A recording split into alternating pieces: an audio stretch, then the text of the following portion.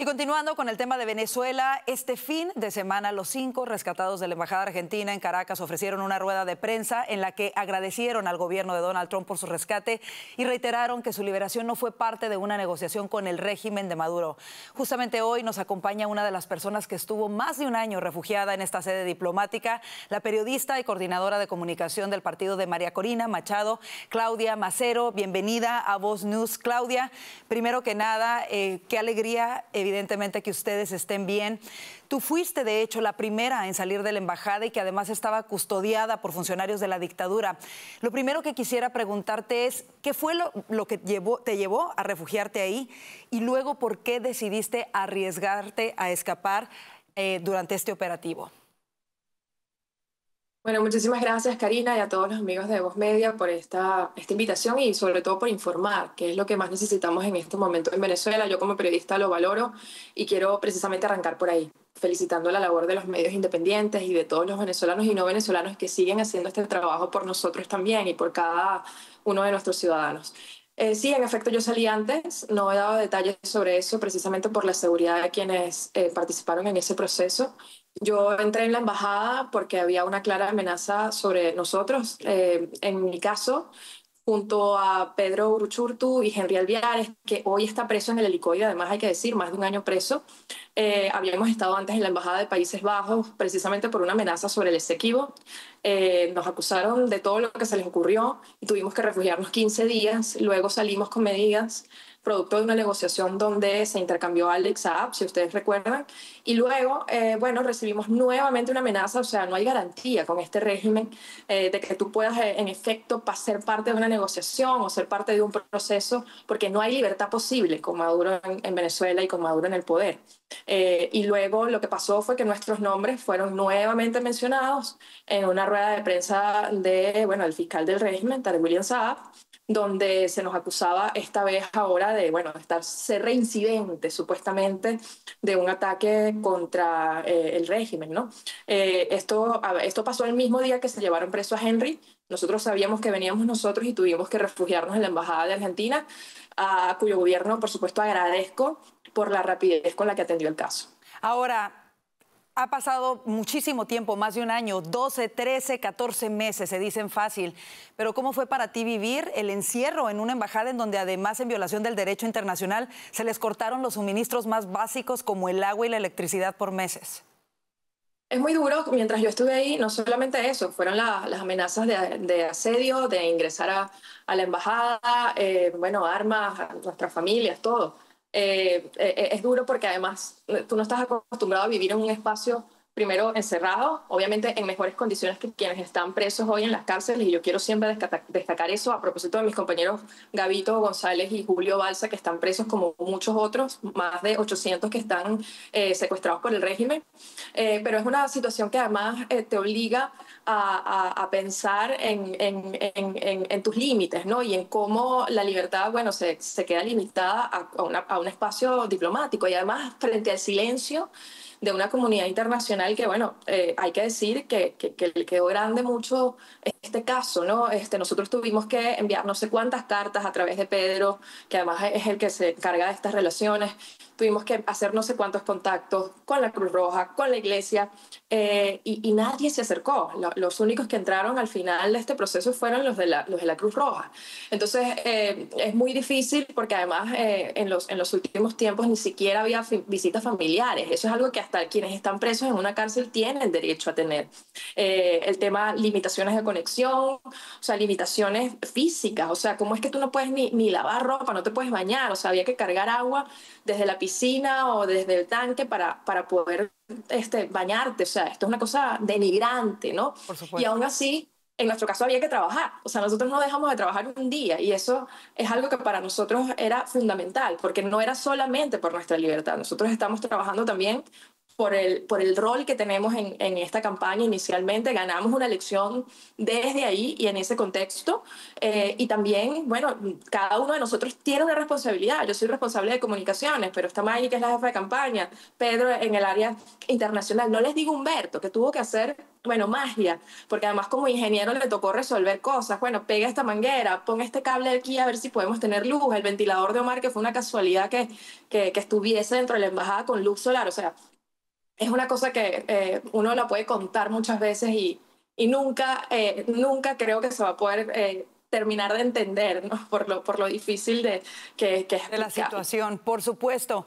Claudia, tú agradeces al secretario Marco Rubio, de hecho se reunieron con él, bueno, y al gobierno de los Estados Unidos.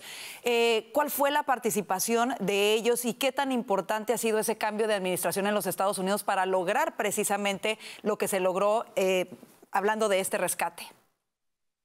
Sí, yo no puedo dar detalles de la operación como tal. Lo que sí puedo decir es que nosotros agradecemos la claridad, no solamente del secretario Marco Rubio, sino del gobierno de Donald Trump. Yo debo decir que ese encuentro fue bastante, en mi caso, tranquilizante y esclarecedor, porque tiene perfectamente identificado la amenaza que representa el régimen de Maduro, no solamente para los venezolanos, sino para Estados Unidos y para el gobierno de Estados Unidos. Y en ese sentido, yo agradezco mucho y creo que el hecho de ser latino, también en el caso del secretario, ayudó mucho porque entiende perfectamente lo que está pasando en la región y lo que tiene que pasar con Venezuela para que no solamente seamos libres nosotros, sino la región. En el caso de Estados Unidos, bueno, obviamente hubo una participación directa. Creo que lo importante aquí en el mensaje para los venezolanos no es solamente la operación Guacamaya y cómo nosotros salimos de allí, en mi caso antes, pero en el caso de ellos, bueno, también gracias a la participación de Estados Unidos, sino lo que esto significa y cómo Estados Unidos está involucrado y lo que viene en adelante. Estados Unidos es un aliado para nosotros y para la región y entendemos que el mensaje de esa foto no es nada más que nosotros hayamos podido estar en el Departamento de Estado y que tengamos una agenda el resto de los días precisamente con otros funcionarios y con otros actores importantísimos también del gobierno, sino lo que eso significa para Venezuela. Claro. Y es que no estamos solos. Y esa claridad nosotros la agradecemos en el caso del gobierno de Donald Trump y creo que en los próximos días también habrá nuevos elementos que también van a ayudar precisamente a que otras cosas pasen. Claudia, algo importante que quisiera preguntarte, porque hace unos días atrás hubo comunicaciones en dos sentidos en relación al tema de Venezuela, y es que algunos elementos de la administración Trump sugerían el permitir que la compañía estadounidense Chevron le siguiese comprando petróleo a Maduro. ¿Cuál es tu opinión sobre esto? Bueno, de nuevo, en este caso nosotros somos muy respetuosos de la política interna de Estados Unidos. Aún así, al menos lo que a nosotros nos han manifestado y lo que han sido los hechos, porque creo que nosotros, y más como periodistas o como quienes observamos este proceso así, tenemos que verlo a partir de los hechos. Hay una clara línea roja, que es que todo el que hace negocios con Maduro también tiene una responsabilidad en la criminalidad y en las consecuencias de esas relaciones, ¿no? En el caso de Chevron está claro que obviamente hay un montón de intereses allí jugando. Nosotros también, dentro de estos encuentros que hemos tenido, ha quedado claro que esa línea o eso se cerró. Mañana es un día importante y ustedes lo tienen seguramente también marcado, como muchos venezolanos, en términos de lo que va a pasar con esa licencia. Y creo que es importantísimo que los venezolanos entiendan que una cosa es lo que dicen los lobistas, una cosa es lo que dicen quienes obviamente tienen intereses en que Chevron y otras compañías, porque no es solo Chevron, sigan funcionando y trabajando con Maduro, sino en lo que va detrás. O sea, hay temas administrativos que obviamente requieren tiempo, pero no hay que caer en la narrativa de quienes piensan que este proceso no se va a acabar o que van a seguir haciendo negocios sin que haya consecuencias. Creo que Estados Unidos lo tiene claro. Y allí mañana lo que yo diría es que la línea, los mensajes estén claros en términos de no dejarse confundir. Siempre va a haber gente que va a decir o va a pensar que, bueno, otra vez esto se va a extender. Chevron es apenas el 30% del financiamiento de Maduro. O sea, el secretario de Estado lo ha dejado claro. Así es, que no van a extender esa licencia.